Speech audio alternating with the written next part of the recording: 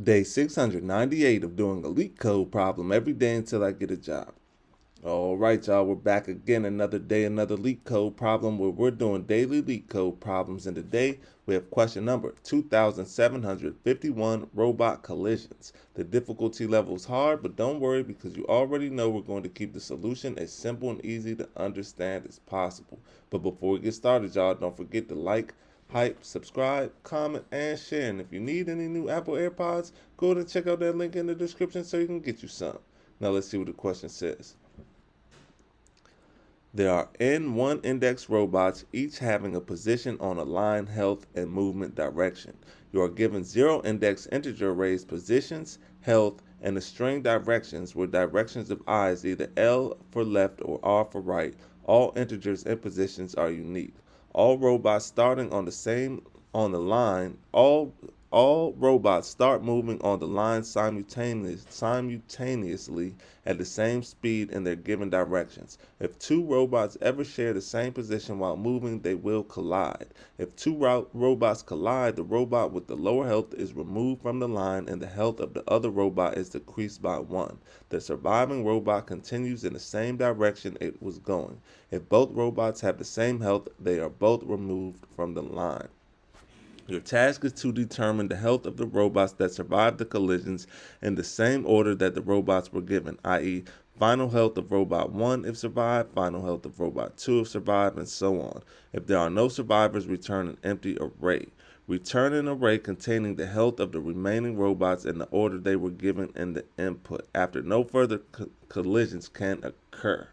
Note that the positions may be unsorted. Alright, y'all, so that may seem a little bit confusing at first, so let's go ahead and take a look at these examples just to make sure that we are doing this problem correctly. So, in example 1, we have our input positions equals an array of integers 5, 4, 3, 2, and 1. Health equals an array of integers 2, 17, 9, 15, and 10. 2, 17, 9, 15, and 10. And directions equals a string R, R, R, R, R.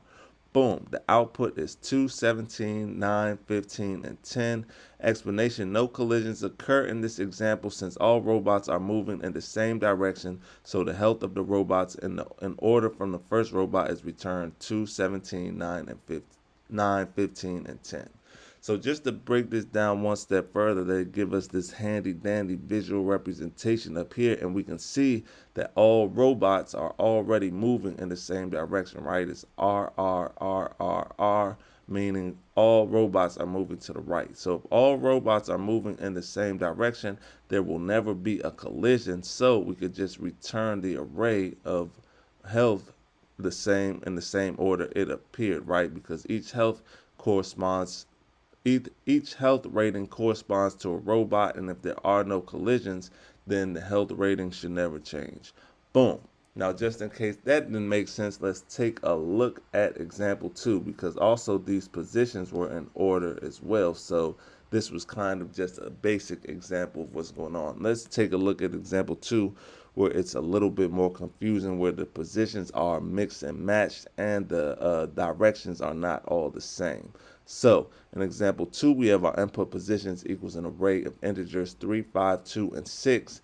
Health equals an array of integers 10, 10, 15, and 12. And directions equals a string RL, RL. The output is 14, an array of integers with just one integer, 14. Explanation says there are two collisions in this example. First, robot 1 and robot 2 will collide, and since both have the same health, they will be removed from the line. So, let's break this down first, right? So, this is robot 1, this is robot 2. You can tell because this has a 1 in the middle, this has a 2 in the middle, right? So, this represents the number of the robots. This right here is at position 3, right? So, boom. And then robot 2 right here is at position 5. Boom. As you can see, that's important because this is one index robots, meaning there's no 0. So one index means we just start the count from 1 instead of 0. So in this array right here, it's robot 1 instead of robot 0, right? So this 3 is robot 1, this 5 is at 2, so it's robot 2. We're counting from 0. We're counting from 1, not 0. That's why this is 1 instead of 0, and this is 2 instead of 1. So once again, this is robot 2 right here. This is robot 1. Boom. As you can see, robot 1 is moving to the right. Then these correspond as well. So robot 1 is moving to the right. Robot 2 is moving to the left. Boom. And then robot 1 has a health of 10. Robot 2 has a health of 10. Boom. So they collide with each other because they're moving in opposite directions. So 1 moves this way, 2 moves this way. They collide. The health is up here. Boom. So they both have a health of 10. After they collide, since they both have the same health, they will both be removed from the line. So let's just do it like this. We have, this is how it looks. 3 going this way. Sorry, y'all. We got 3 going this way. We have 1 going this way. We have 2 going this way. And we have 4. Sorry, y'all. 4 going this way as well. Boom. Clean this up. Boom. So first, these have the same health. These collide. We take each other out. Boom. So now we're left with 3 and 4. So 3 and 4. 3 has a health of 15. 4 has a health of 12. So 3 is going to eat this 4, but we're going to subtract 1 from this 15, right? Because it has a health of 15. It says right here, if 2 robots collide, the robot with the lower health is removed. So that's why we removed the 4 from the line, and the health of the lower robot is decreased by 1. So this has a health of 15, 3 at 15, 4 at 12. 15 beats 12. We still need to subtract this 15 by 1. Boom. So that's where this 14 comes from right here, because 15 minus 1 gives us 14, and that was this 3. Boom. That was robot number 3. Boom. Now, just in case that didn't make sense, let's take a look at example 3. Example 3 is pretty self-explanatory. So in example 3, we have the input positions equals an array of integers 1, 2, 5, and 6. Health equals an array of integers 10, 10, 11, 11. And directions equals a string RL, RL. The output is a blank array. It says robot 1 and robot 2 will collide, and since both have the same health, they are removed. So robot 1 and robot 2. Robot 1 is going to the right. Boom. Robot 1 goes to the right. Robot 2 goes to the left. Boom. They collide. They both have health of 10, 10, right? So after they collide, boom, they get removed. Boom. Then we still have robot 3 and robot 4. So it says robot 3 and robot 4 will collide, and since both have the same health, they are both removed, so we return an empty array. So we already removed these. Now we have robot 3 and robot 4, right? Robot 3 has a health of 11. Robot 4 has a health of 11. Just remember, these are just the positions, so don't let that confuse you. We just have robot 3 at position 5 right here, and we have robot 4 at position 6 right here. Boom. They both are moving opposite directions with the same health, right? So one's going to the right, the other's going to the left. They collide, and so they both remove each other from the line as well. And after that, these were removed because they collided with the same health. These were removed because they were collided with the same health. So in the end, we just return a blank array. Boom, y'all. So I hope that makes sense to y'all. And now that we understand the question, let's get into the fun part, the actual solution. Solution is not that difficult. Now, first thing we need to do is we're going to create a struct that is going to represent a robot, and it's going to have an ID, which will be the original index, which we will restore later. It's going to have a position on the line. It's going to have a health, and it's going to have a direction. So we'll come right here. We're going to say struct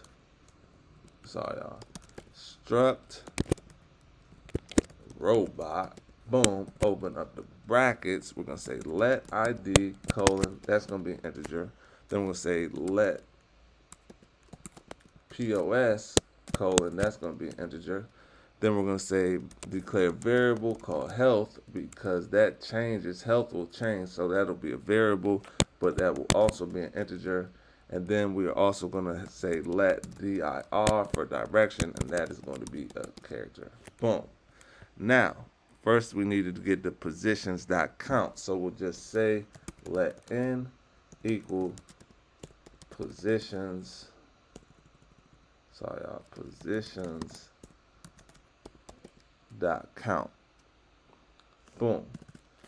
Then we need an array to store all robots with their properties combined. So we'll declare a variable called robots, and we'll set that equal to an array of robot that we created up there. Come outside of that, initialize it with parentheses. Boom. Then we're going to convert direction strings into an array for easy indexing. So we'll say let dir array equal an array, open up the parentheses, and we're going to pass in directions. Boom. Now we're going to build the robot object. So we'll come underneath this and we'll say for I in 0 dot dot less than n. We're going to open up the brackets and we're going to say robots dot append, open up the parentheses. We're going to pass in robot, open up the parentheses, ID colon I comma POS colon position square bracket I, come outside of that, comma health colon, we're going to say health square bracket I. Boom. And then we're going to come outside of this, say comma dir colon, say dir array, open up the parentheses, square bracket I. Boom. Make sure that's correct. Now, we need to sort the robots by positions to simulate movement from left to right. This ensures we process collisions in correct spatial order. So we're going to come underneath this for, and we're going to say robots dot sort, open up the brackets. We're going to say $0 dot POS is less than $1 dot POS. Boom. Now we're going to use a stack to keep track of robots moving to the right. These are potential collision candidates for future left moving robots. So we'll come underneath this, declare a variable called stack, and we'll set that equal to an array of robot. Boom. And put the parentheses. Boom. Now we need to store the robots that survive moving left after all collisions. So we'll declare a variable called survivors. And we'll set that equal to an array of robot as well. Come outside of that and put parentheses. Boom. Now we need to iterate through robots in sorted order. So we are going to say, or we're going to come underneath this and we'll say for var robot and robots. We are going to open up the bracket, and if we're going to say if robot dot dir equals open up the quotation marks, pass in a capital R, open up the brackets, then right moving robots are added to the stack. They may collide with future left moving robots. So we'll say stack dot append, open up the parentheses and pass in robot. Boom. Then we'll come right here and we can say else, open up the brackets, and left moving robot, we're going to check for collisions with the stack or with the right moving robots, and we're going to continue while there are possible collisions and robots are still alive. So we're going to say while exclamation point stack dot is empty, which means that exclamation point means it's not empty. Boom. And two and signs, robot dot health is greater than 0. Then we're going to open up the brackets and we're going to get the last right moving robot, meaning it's the closest collision candidate. So we'll declare a variable called top robot, and we'll set that equal to stack dot remove last, put the parentheses. Boom. Now for case 1, right moving robot is if the right moving robot has more health. So we'll say if top robot dot health, sorry y'all, dot health is greater than robot dot health. Boom. Then we're gonna open up the brackets, and the right robot is gonna survive and lose 1 health. So we'll say top robot dot health minus equals 1. Boom. Then the left robot is destroyed, so we'll say robot health, or excuse me, robot dot health equals 0. And then we're gonna put the surviving right robot back into the stack. So we'll say stack dot append, open up the parentheses, top robot. Boom. Then we'll come right here and we'll say else if top robot dot health is less than robot dot health, then we'll open up the brackets. So case 2 is the left moving robot has more health. So we'll say this time we're gonna decrement the left robot health if the left robot survives. So we'll say robot dot health minus equals 1. Come underneath that, and if the right robot is destroyed, we do not push back to the stack. We just continue to the next right moving robot. So we come right here and we say else.